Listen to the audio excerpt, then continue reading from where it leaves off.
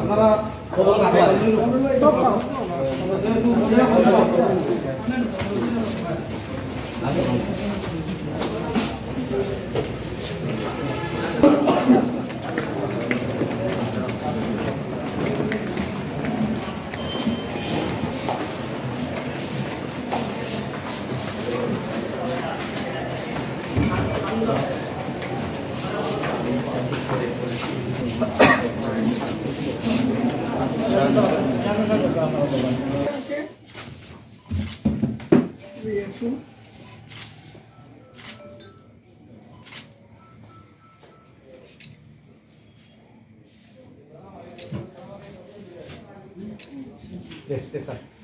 স্মারকলিপি উপস্থিত ছিলেন আমাদের সম্মানিত চেয়ারম্যান দুইজন ছিলেন এবং আরও গণ্যমান্য ব্যক্তিবর্গ।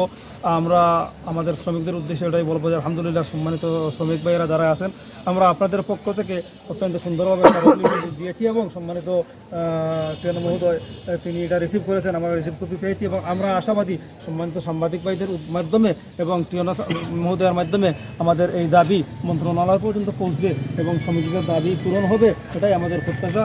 সম্মানিত শ্রমিক যারা আছেন, সাংবাদিক বন্ধুগণ এবং সর্বস্তরের জনগণকে আজকের আমাদের সকলের পক্ষ থেকে, লোকাছড়া এই শ্রমিক ইউনিয়নের পক্ষ থেকে এবং কানাইঘাট পাশের পক্ষ থেকে সবাইকে ধন্যবাদ জানাচ্ছি। সর্বশেষ মানে এক মিনিটের জন্য কথা বলবেন বর্তমান সাতপাক ইউনিয়নের সম্মানিত চেয়ারম্যান আবুল। আমি ধন্যবাদ জানাই আমাদের সাংবাদিক বৃন্দকে এবং আমাদের শ্রমিকবৃন্দ এবং নেতৃবৃন্দকে যে আমরা আজকে শ্রমিকরা স্বতঃস্ফূর্তভাবে মানববন্ধন শেষে আমাদের কানাইঘাটের সুযোগ্য টিএনও মহোদয়ের কাছে স্মারকলিপি দেওয়া হয়েছে। আমরা আশাবাদী টিএনও মহোদয়ের মাধ্যমে আমাদের এই শ্রমিকদের এই বার্তা বা কুয়ারির পাথর উত্তোলনের যে অধিকার শ্রমিকরা ফিরিয়ে পাবে এই আশাবাদ ব্যক্ত করে আমার বক্তব্য শেষ করছি। আসসালামু আলাইকুম। পাথর কুয়ারি খোলার জন্য শ্রমিক ইউনিয়নের মানববন্ধন কর্মসূচি শেষে স্মারকলিপি টিএনও মহোদয় বরাবর আমরা সাথে ছিলাম, আমরা প্রদান করেছি। আমরা আশা করছি অনতিবিলম্বে এই লুবাসলা পাথর কুয়ারি টিএনও মহোদয়ের মাধ্যমে, আপনাদের মাধ্যমে এই সরকারের উচ্চ মহলে বা সংশ্লিষ্ট মহলে পৌঁছবে এবং অনতিবিলম্বে পাথর কুয়ারি কুলের শ্রমিকদের অধিকার আদায় এর ব্যবস্থা করে দেওয়া হবে। ধন্যবাদ। শরীফ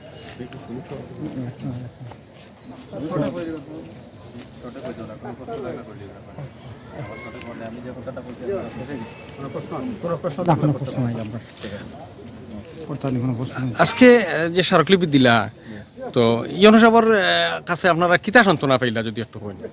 আমরা স্মারকলিপি দিয়েছি ইউনোর কাছে, যেটা সান্ত্বনা পাইছি। উনি তো কোয়ারির ব্যাপারে আমাদের কানাইঘাট উপজেলার দাবি বা আমাদের শ্রমিকের পক্ষের দাবিটা সংশ্লিষ্ট দপ্তরে পৌঁছাইবেন এটা। আর আমাদের এটা কিছু আজকে স্মারকলিপি থেকে এই মানববন্ধন থেকে দেখছেন আমাদের কিছু স্লোগান আছে, এটা আমাদের বাস্তবতা।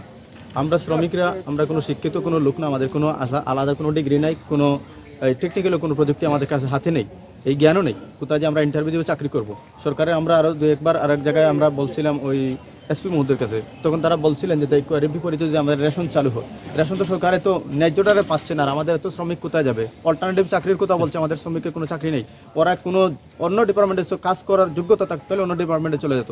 অপরদিকে সিলেটের এই কানাইঘাটের এলাকায় দেখা যায় কোনো ইন্ডাস্ট্রি নেই। তো এই শ্রমিকের বিশাল জনবান্ধব এটা কোথায় চলে যাচ্ছে? অপরদিকে আমার শ্রমিকের সমস্যা হচ্ছে একজন সুনাগরিককে তার কর্মসংস্থানের অভাবে প্রতিবেশী রাষ্ট্রে অবৈধভাবে ঢুকছে, উপার্জন করছে, আবার অবৈধভাবে বাংলাদেশও কিছু মালামাল পরিবহনে লিপ্ত, যারা কিন্তু ব্যবসায়ী না। এই পরিবহন কাজে যে ব্যবহৃত হচ্ছে এটা আমরা মনে করি আইন বহির্ভূত কাজ এবং এই চোরাচালান কাজের সহায়তার শামিল। আমরা এই কাজ থেকে আমাদের সুনাগরিককে রক্ষা করার জন্য সংশ্লিষ্ট দপ্তরের প্রতি দৃষ্টি আকর্ষণ করছি। ধন্যবাদ।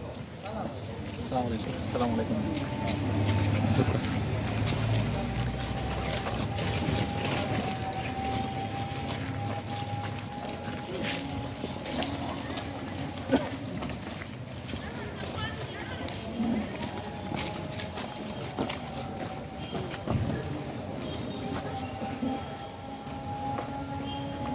জুতা